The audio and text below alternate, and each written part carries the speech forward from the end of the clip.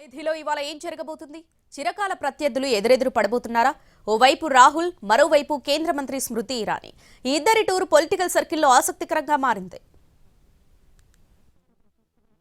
అమేథీలో scene రంజుగా ఉండబోతోంది. రాహుల్ గాంధీ, కేంద్ర మంత్రి స్మృతి ఇరానీ ఎదురెదురు పడబోతున్నారు. 2 ఏళ్ల తర్వాత ఇద్దరు ఒకే నియోజకవర్గంలో పర్యటించడం దేశ రాజకీయాల్లో ఆసక్తిగా మారింది. రాహుల్ చేపట్టిన న్యాయ యాత్ర ఇవాళ అమేథీకి చేరనుంది. అమేథీ పట్టణంలో కార్నర్ మీటింగ్లో పాల్గొనే అవకాశం ఉంది. ఇటు స్మృతి ఇరానీ ఇవాటి నుంచి 4 రోజుల పాటు అమేథీ నియోజకవర్గంలో పర్యటించబోతున్నారు.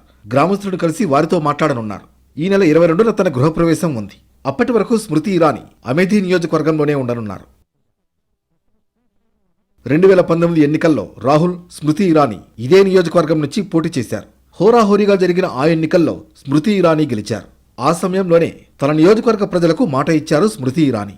అమేథీలో ఇల్లు కట్టుకుంటారని చెప్పారు. ఆ మాట ప్రకారం ఇల్లు నిర్మించుకున్న కేంద్ర మంత్రి గృహప్రవేశానికి సిద్ధమయ్యారు. ఇటు రాహుల్ గాంధీ న్యాయ యాత్ర కూడా కొనసాగనుంది. ఇక్కడ జరిగే కార్నర్ మీటింగ్లో ప్రసంగిస్తారు.